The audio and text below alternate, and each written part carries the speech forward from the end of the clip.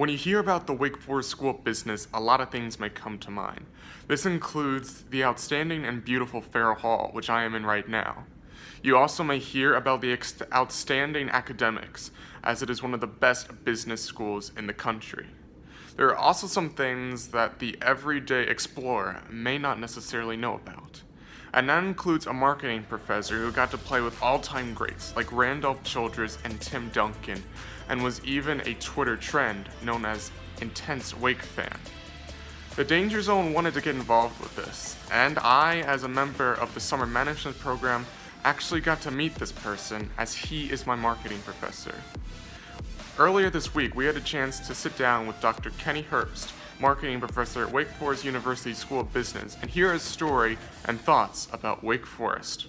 I am with Dr. Kenny Herbst here at the Wake Forest University School of Business. So to start, I want to ask, how are you doing today? Pretty basic question. Yeah, I'm doing well. I just finished teaching, so that's always a highlight of the day. So, but it's good to be with you, and thanks for having me on your show. Of course. So for those that may not be in the summer management program or in the School of Business, what is your claim to fame from when you were in school, and what are you doing here now at Wake today? Okay, well, claim to fame, wow. So I was a Wake undergraduate, and I was given the opportunity to play on the basketball team here as a walk-on from 1994 to 1997.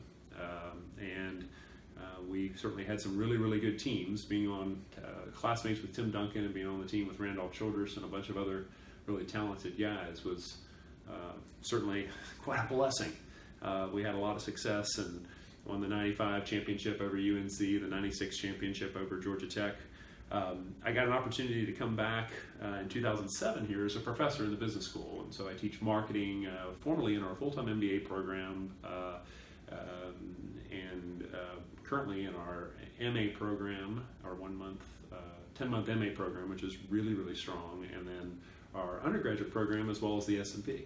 So many people, when they're deciding to go to college, want to get as far away from home as possible, or at least just more than a quick car ride away from home. So as a Winston-Salem native, if I'm correct, what drew you to attending Wake Forest?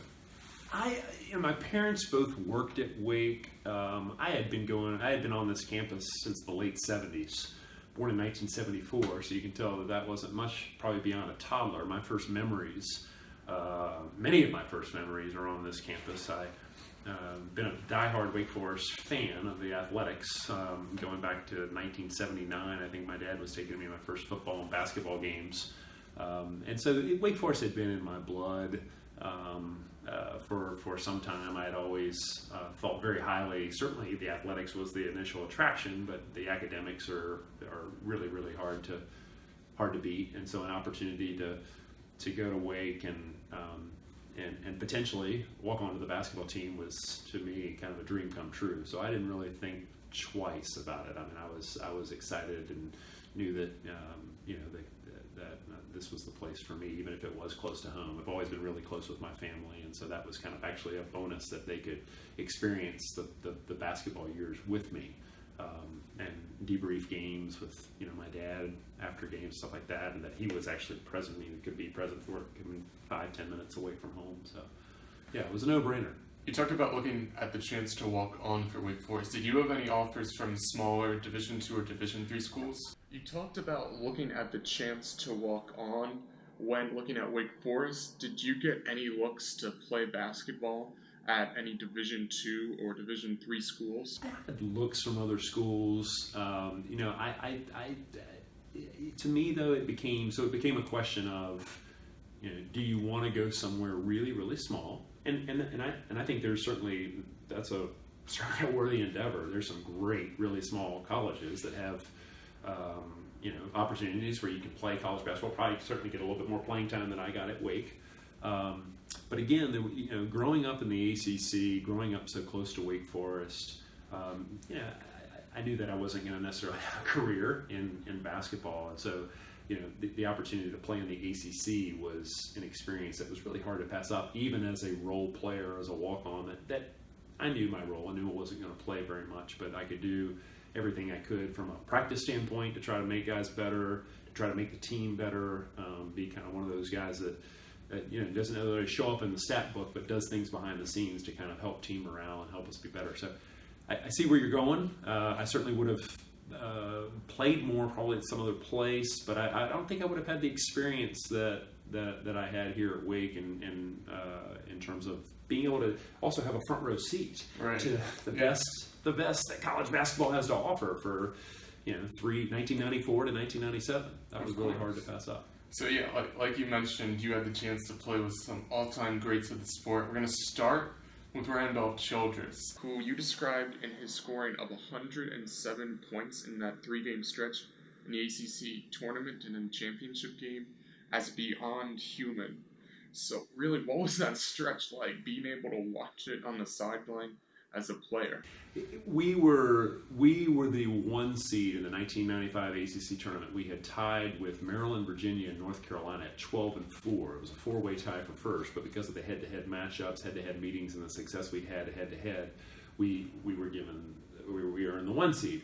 And so Duke and North Carolina State had played the 8-9 play-in game. Back in those days, there were 9 teams, and the ACC tournament was a 9-team league in 1995 in March. And Duke had defeated. This was the year that Coach K was out. He had coached maybe a couple games at the beginning of the ACC season, and was out. And Pete Gaudet had taken over, and they had a talented team. I mean, any team coached or recruited by Coach K is still going to have a lot of talent. He's certainly a magical coach, but he wasn't present for this particular season. So we're down, I think it was 30-13, maybe second TV timeout, and we're the 1 seed. They're the, I think, 8 seed. They'd beaten NC State the night before to kind of move on to and we'd beaten them twice. We'd beaten them in Cameron in a very tight game, ended by a Randolph shot. He had an ability like very few I've seen to hit big shots in big moments, no matter what the setting or venue. And so it was 30-13, and he basically ended that timeout and he said, "Give me the ball," right? And from that point on, he just took over. He was an incredible leader. He didn't accept anything but every ounce of energy and effort his teammates had. He certainly put that out and modeled that behavior. And from 30-13 on that particular Friday, he took the ball. He took lots of threes. He was having an amazing efficiency from knocking down 3-point shots. He had 40 in that game that we won. I think it was like 87-70. We ended up going from like down 15 or 17 to up 17. It was a 34-point turnaround. By halftime, you felt a lot better because Randolph had taken over the last 12 minutes of the first half. He had 40 against Duke. He had, I believe, 30 against UVA, and that was a 1 seed. But they were 12-4 just like us, right? So now you're the final 4 of that particular tournament. All the top 4 advanced. So Maryland played North Carolina in the second semifinal. We played Virginia in the first. Randolph had 30 in that game, and then I think the game that's so memorable to Wake Forest fans that were at that, and as you watch the videos and you see what Randolph was able to do. He had 37 points in the championship game against the University of North Carolina. He had 28 at the end of regulation. I believe the score was 73-73, and we won 82-80. And I believe Randolph Childress had 9 points and North Carolina had 7. And that literally was all of our points. I think Randolph scored every single one of our points in overtime, including Coach Odom, who certainly had the confidence in Randolph, and certainly after 105 points, let's see what he can do to make 107. He gave him the rock, and Randolph kind of took over and made a one-on-one move and let it go with about 4 or 5 seconds left and nailed it. And everybody, I think, in the Greensboro Coliseum knew that Randolph was going to take that shot, and I think we were very happy that he was the guy with the ball in his hands. But he had 37 in that game, 9 in overtime, 107 points, 3 games. I mean, it's just, I said beyond human in that article, or I can't remember if that was an article or an interview or what, but it really was. I mean, it was as though he had, a cape that was invisible, but he had a cape on and an S under his jersey. He was Superman for those 3 days. You talked about Coach Odom, I guess, having full confidence in Randolph. Was Coach Odom at first like, this is selfish basketball, or did he have complete trust in Randolph? I think he trusted Randolph. Randolph was a guy that he worked so hard, he demanded so much from his teammates that he kind of in a sense, afforded himself, I think, the opportunity to have the ball in his hands. Now, don't forget, Tim Duncan was down on the post. Right. And so Tim Duncan added quite a bit in the way of a defensive presence, and he was a great offensive player. I mean, Tim was one of the best players. Obviously, you've seen what he'd done in the NBA. He was one of the best players we had at Wake Forest. But, I think Coach Odom had full confidence, and the whole team did. I mean, I don't think anybody was upset that Randolph Childress had the ball. When Randolph Childress wanted to shoot the ball, when he wanted to shoot a three-point shot, I think basically people got into position to try to go get the offensive rebound if there was one. He's just a great shooter and who seemed to get better as the moment got bigger. And so I don't think anybody would have ever called it selfish. I think it would have been, keep shooting, baby. And Randolph also had that sense of that confidence that if he missed 6, 7, 8 shots, and I don't remember that happening very often, but if he missed them in a row, he knew that he knew that the next one was going down. And more often than not, by the end of the game, he had helped us win. Right. So like you said, you had a chance to play with an all-time great, not just at Wake Forest, but in the entire sport of basketball with Tim Duncan. You also roomed with him on road games, if I'm correct. It's fair to say that he kept a low profile off the court. So during those night games on the road in the hotel rooms and on campus, what was he like? Tim was a very respectful student athlete. Tim, he was a psychology major like I was, and we studied together. He took great interest in a lot of the things. I mean, it was fun to have class with Tim. I mean, Tim was, he really enjoyed the college experience from a student standpoint. He even has a publication with Tim and I had a very good relationship with a psychology professor here named Mark Leary, and both of us published with Mark while we were here. So Tim was an outstanding student and just a really nice guy. I don't think Tim ever had a love of the flash and flare of some of the NBA superstars that are all Hollywood. I think Tim was just what you see is what you get, which is a real down-to-earth, modest, unassuming individual who would just as likely be, go out and have a burger with you and be your friend and talk about things with great depth, life issues, these type of things. I mean, just a really good guy, as much as he was a tremendous, one-of-a-kind, maybe ever in this school, basketball player. But he was always the way he is. Tim's just not somebody that, looks for spotlight and kind of wants to dance around in it. He kind of would rather stay on the sideline and I don't mean the sideline in terms of from a basketball perspective, but what Tim does is he wins. And the rest, I think he lets that speak for itself. He wins. He's the type of teammate that knows what it takes to get the most out of his teammates, but also he just does what it takes to win. And he's done that ever since I've met him. His freshman year at Wake, he was, winning games. He was certainly outplaying or giving Erik Montross in our last game of the season. Erik Montross was one of the best centers in the ACC at UNC. And Tim was holding his own, blocking shots, scoring. And that was when he was a young guy. I think he came here at 17, may have been 17 at the end of his freshman year on the court. But just exactly what you see from a media standpoint that's Tim. He's just an unassuming kind of, I would say, on the quieter side, guy who doesn't pump his chest ever.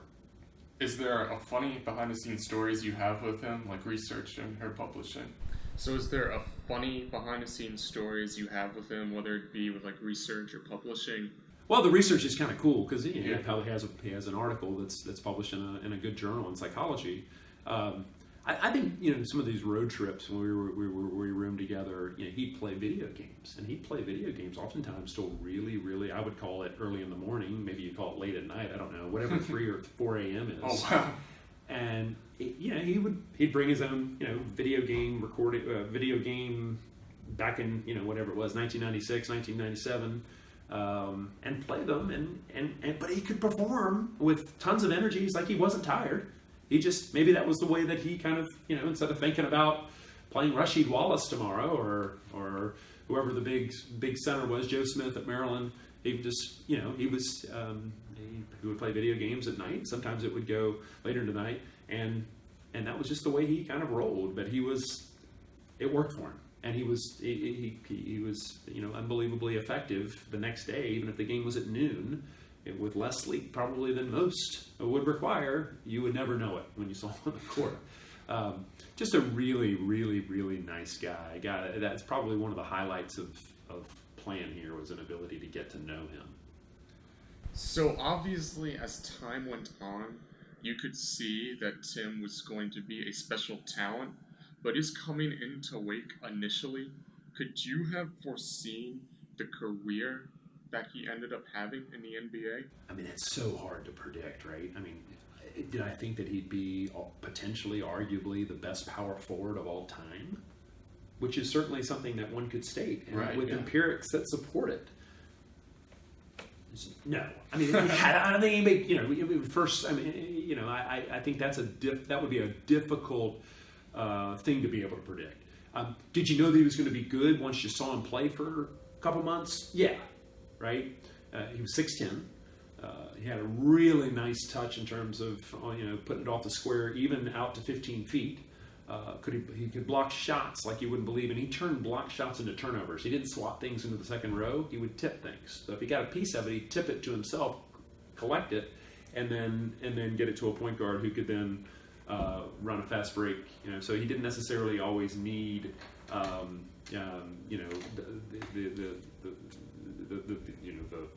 crowd to go crazy in a shot that was blocked into the second row.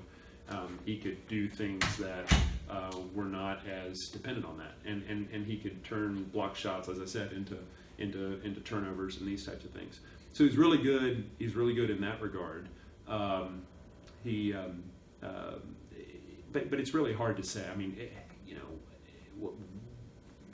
to be able to predict the level to which he's risen over time. Knew he was going to be good. I thought he could play in the NBA for sure.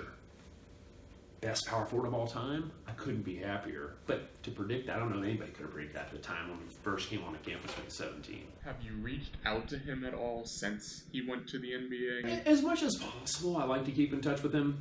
So we've emailed some. Certainly when I lived in Philadelphia, when I was a professor, my first job was at St. Joseph's, and when I was in Philadelphia, my wife and I tickets to see him play in Philadelphia. And so anytime that I could keep in touch with him and could have access to seeing him or whatever, he certainly was all over the country for, I guess, almost the better part of 2 decades. But yeah, I've tried to keep in touch with him, and when he's come back here to campus, if I can see him, I think that's great. Always is a real highlight to be able to spend time with him and just to give him a hug. He hadn't changed a bit, still as modest and unassuming as he's ever been. That's awesome. Even still today, you are a huge Wake fan, and a few years ago you became a Twitter trend as the intense or hashtag intense Wake fan. Do you want to take me through this moment? Well, that moment probably captures about 1,000 moments. That's just me cheering. It is a little bit, I think I am a little intense, at least when you look at that particular picture. What I'm trying to do, one of the reasons I came back to Wake is I wanted to be close to, a lot of the athletics that I missed when I was away at grad school at Chapel Hill for 5 years and in Philadelphia for 3 and at William and Mary for 2. So it's gone 10 years, and I miss being at the athletic events. Certainly miss going with my dad to a lot of the games, and so one of the reasons I came back is to be able to go to the games. And so one of the things that I think we need more of, especially in basketball, I think football we need more of it too. We need a home court advantage. We need people who get up and cheer. I mean, when you go to other ACC venues and you look and look at the crowds and listen to them, sometimes you can't hear the person next to you. And this is not necessarily when it's 62-61 with a minute and a half left. This is at 8-6 with 18 minutes left in the first half. So I've always tried to kind of get the crowd up, or do defense chants or whatever else. It's probably an illusion, but it matters so much to me that we win in athletics that I feel like maybe it allows me to have some control over the game. Maybe it's 2 points that your defense chant can cause somebody to miss a free throw or cause somebody to miss a shot, and that helps us win. And so I think it's, instead of just sitting there quiet, I like to cheer, and I'd love to see the entire Joel become. Not necessarily wait for something to cheer for or about, but actually lead into the game with some passion and enthusiasm, maybe so that it wasn't that intense Wake fan that's sitting down there. He's not the exception, he's the norm. I agree.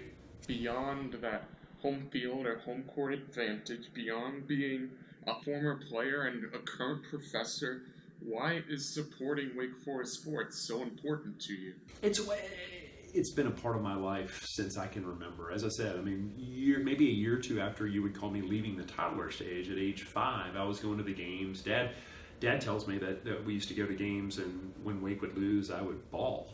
I can remember some of those games, some of those heartbreakers to UNC Chapel Hill that I can remember specifically. A game in 1982 that we lost 82-80, where we had a lead late, and that was in the Greensboro Coliseum. It's a big part of my life. In a sense, it's almost like a family member. This campus, it's been so important in my life, and then I think the athletic side. There's just something special about it. There's just something that's so meaningful about it, something that I think ties our family together. It's such a big part of my identity. I mean, I see myself certainly as a father and a husband and a son and a friend and a professor, not necessarily in that order, but I mean, the identity that Wake Forest means or makes up to me from a self standpoint is probably bigger than it maybe even should be. But the athletics here matter a lot. We're small, and we battle against some of the nation's biggest teams, and certainly a very competitive conference. And I just think we have so much to offer here to students, to student athletes, and seeing us succeed. It's just the world rotates perfectly on its axes when we're doing well in terms of athletics. It just seems like everything's right, and so it means a lot to me. And so I'm certainly probably one of the more passionate fans you could call, maybe intense. I don't know, whatever adjective you want to use. That's me. So now we will look at more recent or modern basketball. 2 seasons ago, Wake Forest makes the NCAA tournament. A lot of people had to believe that this program was on the rise and it was going to go back to what it once was. But last season, Wake had a very disappointing season. So as a former player and a current fan, how did you view this past season? Last year was a trying season, and it was extremely disappointing. I don't think there's no other way to say it. I think you're right. I think you nailed the idea that, in John Collins' sophomore year, and Brian Crawford's sophomore year, Darrell Moore's sophomore year, Keyshawn Woods' sophomore year, on the floor at least, we went 9-9 in the ACC and lost games to Clemson and Duke, where we had significant leads in the Joel late and couldn't hold on to them. So we were not far, I don't think, in the 16-17 campaign to 11-7 in the ACC and 20-plus wins. So beating Louisville late in the year, and then backing and kind of supporting that with a win up in Blacksburg on that final Saturday in March. And going to the ACC tournament and solidifying that what we felt like was going to be an NCAA bid with the 3rd win of the year over Boston College, who with Jamal Robinson and Kai Bowman, they may have been one of the lower seeds, but man, those two guys could play. Both will be NBA players. So I think there was a sense of maybe the end is near in terms of the end of the funk of the rough years, and last year was disappointing. I mean, we thought, okay, we're back in some way, and now we'll build on this and maybe have another tournament appearance, maybe even a tourney run, but certainly a tournament appearance. I think was the hope. The early departures certainly hurt. Dinos Mitaglou, we lost very late in the process. I think it was maybe even, I don't know, it was July or maybe even August. I'm having a hard time remembering exactly. Certainly he had a great opportunity and went for that. But it leaves Wake Forest, as you're thinking about who do you have? You're without John Collins, you're without Dinos Mitaglou, and those are your post guys. I mean, you have Darrell Moore back, and Darrell, after his sophomore year, was nowhere near as good as his junior year. He really he improved by leaps and bounds, enough where he decided that at the end of his junior year it was time to pursue the NBA professional options. So I think if we hadn't had the early departures, would we have been a lot better? I think so. I think that was kind of what we were thinking, is that we didn't know we would lose John. We certainly didn't know we would lose Dinos. And so as we looked at the junior year going into that particular season, At the end of the Kansas State loss in Dayton, we thought, okay, we've got some guys coming back. We're really not losing. Can't remember. I'm trying to think of who were the big time senior Austin starters. Arians, Austin Arians. We found out in John Collins. Right. And at the time, and certainly Austin was great. I mean, Austin was a leader. He'd been there. He'd been in the NCAA tournament. He hit a lot of big shots over the years. And so, there were we had a great player in Austin that we were losing, and we were really fortunate to have for a year. But Dinos was a great player. I mean, Dinos put up big rebounding numbers. He could shoot. He was a stretch four. He kept defenses honest. He could stand out the 3-point arc and make a 6'10" guy go out and guard him, which opens up the lane for bigs. So that was a big loss. And so I think once we lost John and Dinos, you had to kind of, okay, let's recalculate this a little bit and say, what actually is possible for this team, right? Now, again, you have Keyshawn back, you have Bryant back, you have Doral back, and you have some, turns out Donovan Mitchell and some other guys that, that played fairly effectively. But for some reason, it didn't come together last year. And that was disappointing. And I think every player would tell you that was disappointing. Probably the coaches feel like it was a trying season. So it was hard. I'll be sitting in that seat. Now, again, if it was hard for me, I can't imagine how hard it was for the coaches and players.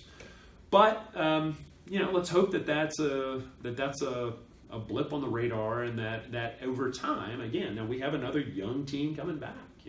Who knew that we would lose 3 other guys early going into next season. But we have, I think, a very talented recruiting class. Jalen Ward, I really have high hopes for, and Isaiah Musius, and then we certainly have Sharon Wright Jr. and we have Jamie Lewis coming in, and I don't think we're finished necessarily yet. And we have a grad transfer. I think Adrian White is his name, coming in from Charlotte. Not this year. He's got to sit out a year. Yes. So.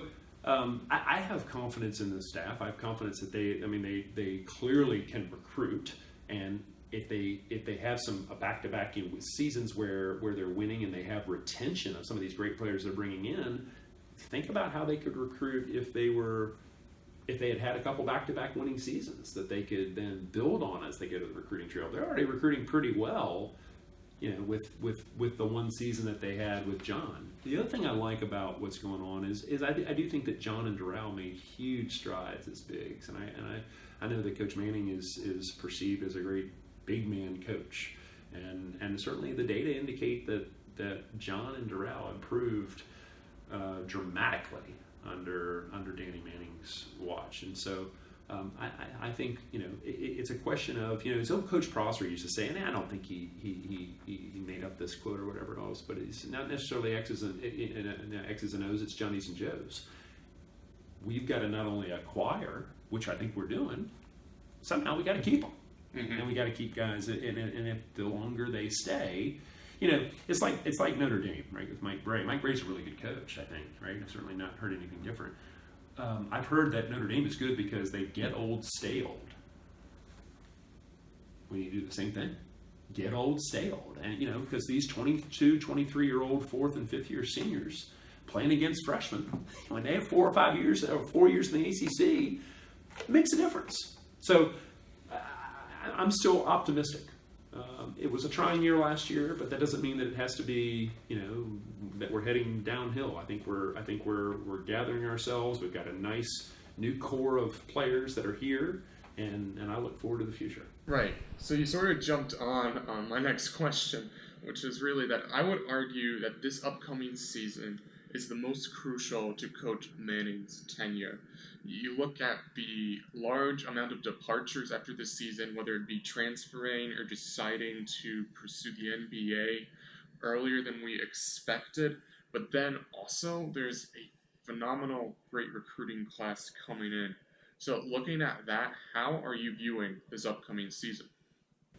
I don't have any expectations for this particular season that are concrete. It's an important year. It's an important year for us to try to kind of build a new core of players who can, establish, I think, the right culture, the right kind of morale, the right kind of way of of attacking the season and helping each other and being better teammates and hoping to retain those guys long enough where they can establish a sense of what Wake Forest basketball is all about. That's hard to do when you only keep guys 2 years, sometimes 3 years, right? Or when you have some transfers and those types of things. So I don't necessarily have expectations that X amount of wins is. I just I hope that over the season we see these freshmen become seasoned freshmen. I'm very, very appreciative and grateful for how good this recruiting class is, at least on paper. And we'll see kind of what happens in terms of as the season goes on. But I do think, I'll tell you one thing. I think that if a team strives to be the best that it can be, and it's the idea that the sum of the parts sometimes is more important than the individuals that make up the sum in terms of a level of talent. I think that that we set the right tone here as these freshmen come in, that we together can build something that this year that we improve upon next year. And these coaches are busting their tail out on the recruiting trail, and so I see the core. I guess to be more succinct, which would be nice, is I see the core of the future of Wake basketball, and I'm excited about that. Okay. So one thing that has disappointed many, but also not surprised many, is the FBI investigation into the NCAA basketball scandals this past year. My show has been doing a lot of reporting and covering this, as a lot of big schools are involved, like NC State, UNC, Duke, Louisville, and dozens more, which has been mentioned. So looking at it from an outsider perspective, do you have any ideas on appropriate reforms? Wow. I did some it's above my pay grade. I did some solid research on it myself, so I'm not... Don't become up with anything too extensive on the spot, but... In terms of what would be the right penalty? Right penalty or right reform that would, kind of make it better for the athlete.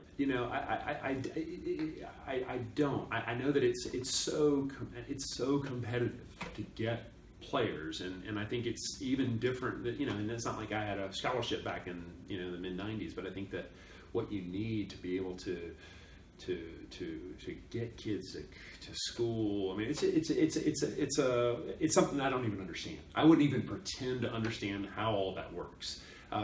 When students come onto campus from men's basketball and football, they come to campus, and I'm very fortunate to be involved in that, meeting the potential student athlete and his parents oftentimes. And just trying to talk to them about, hey, we're a Power 5 school that we're, top 25, top 30 academically, Power 5, ESPN, we are the package that gives it all. That's kind of what I think in terms of recruiting. I really don't. I wish that I had answers in terms of, what should be the reforms that make it less likely that some of these other schools might be engaging in troublesome behavior. And without information about who's doing what and specifics, I don't have a lot of information on that or ideas on how we could change things to make it less likely that. I certainly think it's important. Don't mishear that. I think it's very important that we all play by the same rules. If we're going to go up against all these other teams in our conference and be judged and evaluated by how we're doing against these other teams in the conference, then I think we don't need to be playing by the same rules from a recruiting standpoint. I think that's really important. What the rules are, how you restrict, whatever things so that the behavior is consistent in the way that we approach recruits, the way that all schools approach recruits. Wow. Give me more time to think about that. That's a $64,000 question, which I don't have the answer right now. But if we come back here tomorrow, I just might have a couple ideas. But I don't right now. I really don't. Okay, so now we're going to finish on a positive note, because that's pretty disappointing to talk about, with two quick-fire questions. The first is, Wake won 3 national championships in a week. Which team will be the next one to win a championship at Wake? Wow. Well, national championship at Wake, this is this is a question. If I let the data lead me, you'd have to say, well, men's soccer's come awfully close, right? Yeah. I mean, a penalty kick 2 years ago, and then last year, I think in the final 8 to Stanford. Yeah. Right. So certainly men's soccer seems to be right on the cusp of winning a national championship. So I guess that would be off kind of shooting off the hip here. Okay. That would be the closest. Am I correct in terms of? I'd agree. Okay, yeah. I mean, that's what I'd say. I'm not going to count repeats or the teams that had just won it this past season. So, yeah, Wake men's soccer. Yeah, and I think men's tennis has a lot coming back in terms of personnel. I mean, so that would be kind of hard to bet against men's tennis as well. But I tell you, I'm really excited about our football program. I mean, I think Coach Clausen and his staff are just, it's one of the things Coach Clausen and his staff, I've heard. And for years you hear, it's hard to win here in football maybe because we're small and we're academic. And I remember Coach Clausen, one of the first things he said is, you know why we're going to win here? Because we're small and academic. Exactly. So all of a sudden the disadvantages in the room or whatever else became the points of differentiation that describe why we're different and why we're great. And I don't think Coach Clausen, his level of recruiting and the types of kids he brings in, and it's just, I couldn't be more excited about that. I think about that every day, how our football program's doing. Okay, so final question, quick fire. What is your favorite memory at Wake? Favorite Wake memory is, I'll go back to my 1995 ACC championship. Randolph sinks the shot with about 4 to 5 seconds left. Carolina calls timeout. They either got the ball to half court quickly and called timeout, or they did this thing that Coach Smith used to do, which is throw the ball to half court and call a timeout that he had left so that they could inbound the ball then from half court and only lose about a second on the clock. It got the ball to Jerry Stackhouse, probably 5 feet behind the three-point arc. He didn't miss the three by much, and that would have broken our hearts because that would have given them the tournament win 83-82. And Pierce Landry had a tip near the front of the rim. Pierce Landry is from Greensboro, and I'll walk on at UNC, who got a lot of playing time. Good ball player. He missed a tip as the buzzer sounded. It fell off the rim. And that's probably my best memory. I've got lots of incredible memories, not just in men's basketball, but I think because of it been 33 years since we won the tournament, and I think, partly because I was on that team too, and I thought, wow, to win the ACC tournament and to beat a school like North Carolina, which, as I grew up, this is a UNC, this is Tar Heel. It was a lot in my high school. It was mostly Carolina fans, and that's who I grew up around, mostly Carolina fans. So I think that would be my number one sports memory. All right. Well, there we go. Thank you so much for doing this.